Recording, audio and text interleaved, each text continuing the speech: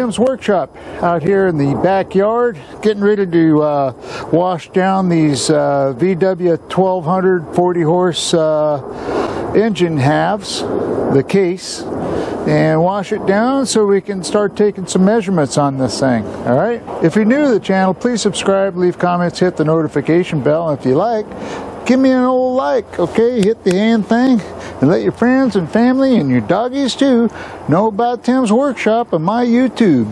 Alright, here we go.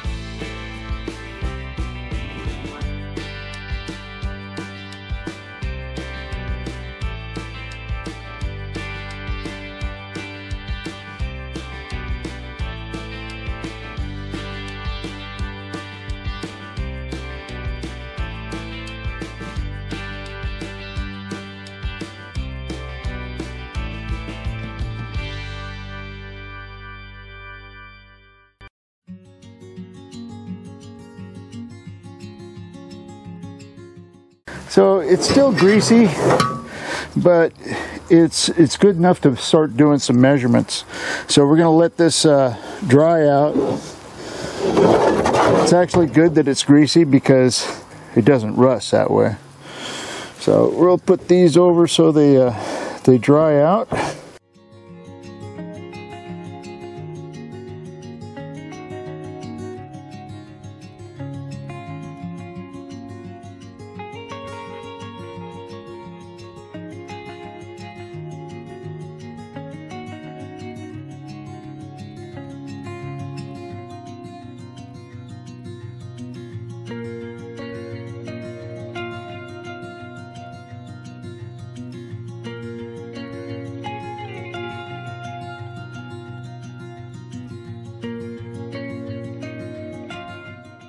Okay, so now what we're doing is cleaning up this surface.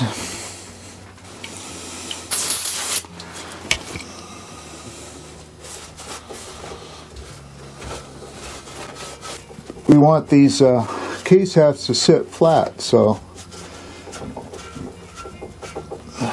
just make sure that there's nothing in the way of having it sit flat.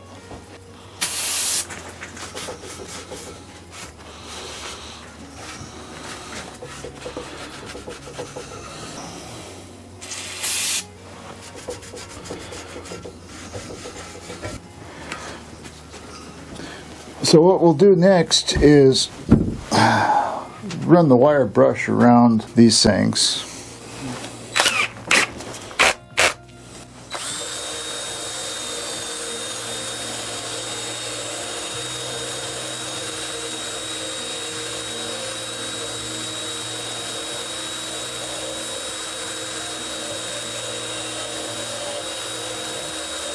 Got those all cleaned up.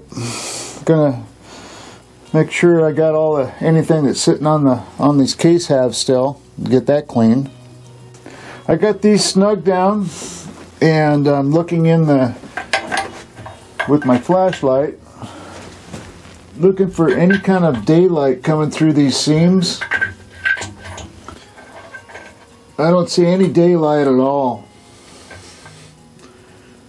I got the engine turned sideways here. I put a light on the back side. Got it in there. So what you're looking at to see if there's daylight showing through is the 9 o'clock and 3 o'clock positions, because I have the motor turned sideways. If it was straight up and down, it'd be 12 and 6. So look at the 9 and 6 o'clock positions on each journal here from front to back, and you won't see any light coming through the sides. That means it's a good tight fit all the way around. We're going to do some measurements here. First off, we're going to measure this first bore here. It's a small bore, and this is the aft part of the motor. This is the pulley side that faces aft when it's in the car. Let's measure this. Got the telescoping gauge, and what we're going to measure is the 7 and 1 o'clock position first. Let's get this in there. Make sure this post is centered. You don't want it to one side and long on the other, and you won't have if you have this post centered in the hole, so you should be okay. So now you just tighten this, pull it out, and I got this set up at this is a 1 to 2 inch micrometer. Now I lay this down. I found it's easier to measure this when it's laying down like that. It's just under 2 inches, so we want to wind this thing. I've already kind of pre-measured this and learned how to use this tool. So we got to get this out to past 9. So you want to push on this end so it lifts this end up a little bit, so it's easier to turn this knob here. And then just down so it's touching. And then turn this so it clicks a few times. Okay. Then set that. Lock it in. So what do we have here? We have 1 inch, so get this up here on the board. So we got 1.9, and the next one you're going to count each one of these little marks is 25 thousandths, 25, 50, but not quite 75. So you got to add in, you see, 16, 17, 18. So I guess one way for me to figure it out. So we got 50, 55, 60, 65, 66, 67, 68, 69. 69. And then the last digit, you look over here on these numbers, and whichever one of these lines line up to the 0 mark. Let's see, 1 is the closest one. So that's that one. And that was the 7-11 position. Now we're going to measure the 5 and 11. We can check it from 2 different areas. And get that centered, the post here, in the hole. And then tighten it down. Okay, let's see what we got. We got 1. We know that right off the bat here. That's 1. And then 9.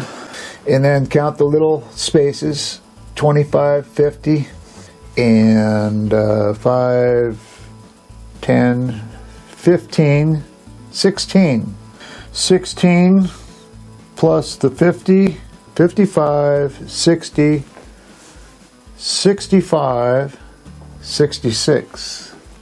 And the last digit is 1. So that's 3 thousandths off. So we need to measure this again. And the last digit is 3.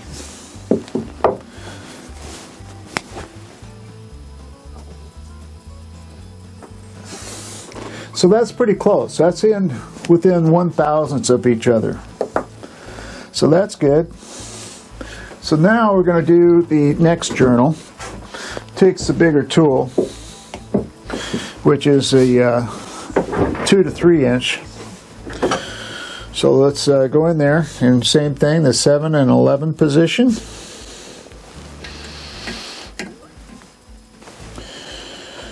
Okay, So I got this set for 2 inches. The reading on this one should be, I don't know what the reading's supposed to be on that first one. I think it's 9/6 something.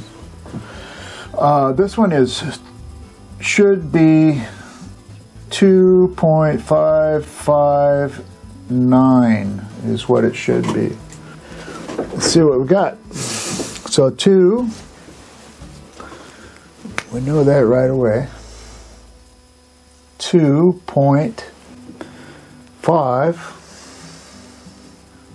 and then we got 25/50, so we're over 50.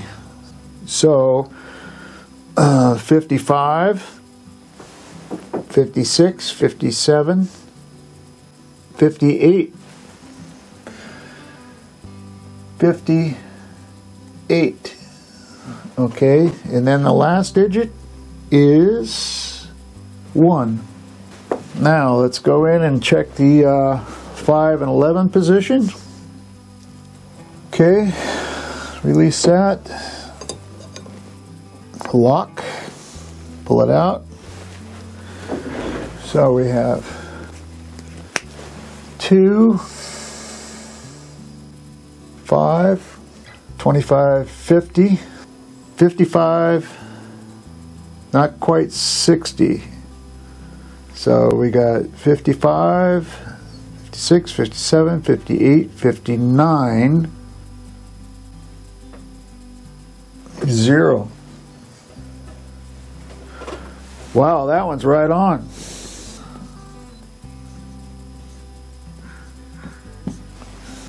Let's get the smaller tool for that and see what the thrust is on this one. Okay, we want to measure just the shiny part, and it should be around 864 if I remember right. 0.864. All right, so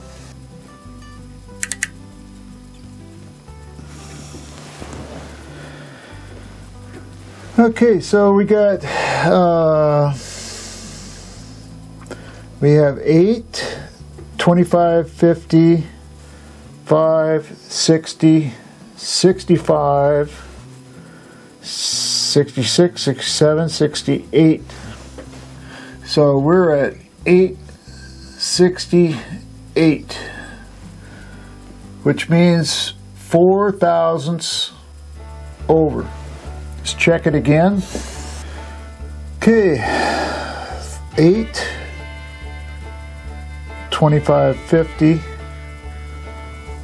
55, 60, 65, 66, 67, 68.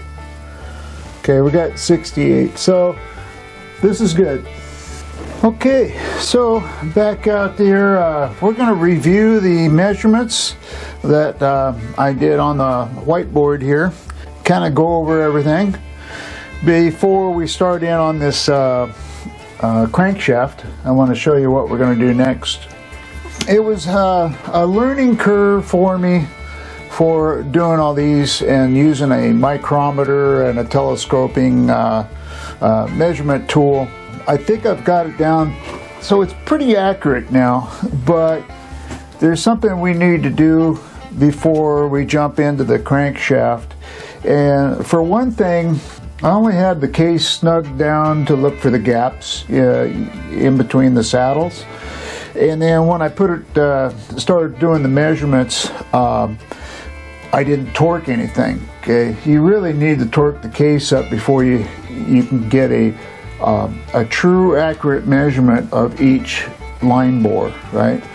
I remember when I was working on aircraft on the saddles for landing gear, right? You wouldn't get a true round measurement unless it was at full torque. Even though you didn't have anything in the hole, you still had to have the torque fully torqued for a correct measurement. And that's when they line bore these things, they do that. They torque these cases down. So I'm going to do that, but I wanted to see what the difference was between these measurements and what a fully torqued measurement is. So we're going to compare the two, all right?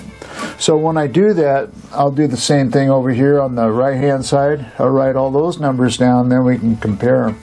I'm in no rush on this motor, and some of the stuff, you know, I just felt worth sharing with everybody. First off, let's go over what I did previously. Now the thrust measurement is supposed to be 0.864.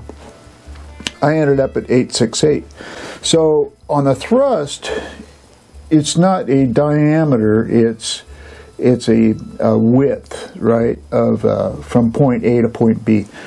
When you're doing that, if you're over like this is 868 and that was 864. So that means it's actually wider than the tolerance of 864. So that means I'm not over. That was probably a little confusing there. If I have a bigger number here, right, that means I have more material. And the tolerance is less material, right? So actually that's good, and I'm only 4 thousandths over.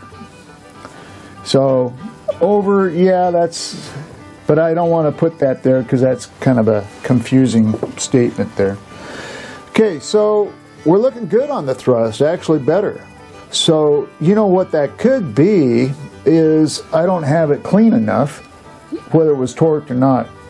That wouldn't affect this. Down here you got 556. So this is over. This one is over by, let me think about this. So when I was measuring this, it got 50 and 9, but I was one more than 9. That changes this one here. Okay, so this reading I got was actually higher than 9. It was 10. So that makes this number 65. So this one was actually over, it was only over 1 thousandths. 5960. That's only 1 thousandth. So now we're going to move on. We'll get the case back up here, but we're going to torque it in the stand first, and then we're going to put it back over here. And then we'll just remeasure everything, and we'll start on the aft end like we did here, but we're going to figure out which one's which as far as 1, 2, 3, 4, you know, and list it right. That way you know. Okay, so there we go.